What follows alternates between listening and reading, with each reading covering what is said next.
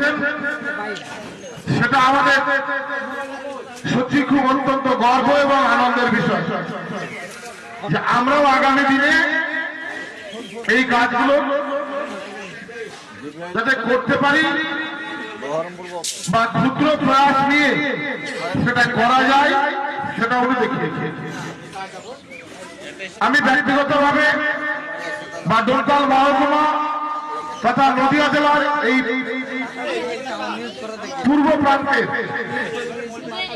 সমস্ত রক্ত যোদ্ধাদের পক্ষ থেকে একটা কথাই বলবো, আপনারা সকলে এগিয়ে আসুন।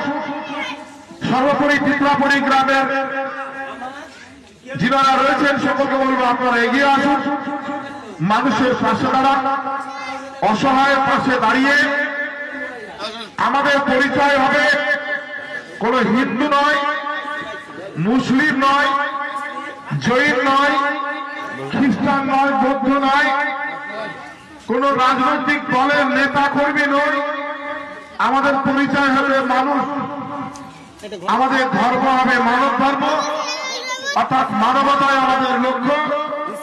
মানুষের জন্মগ্রহণ করে এসে মানুষের পাশে দাঁড়িয়ে মানুষের জন্য কিছু করাই আমাদের লক্ষ্য। এটা আমাদের ধর্ম, এটাই আমাদের অঙ্গীকার, এটাই আমাদের স্বপ্ন, এটাই হওয়া উচিত। আপনারা জানেন যে এই ত্রিপুরাপুরী গ্রামে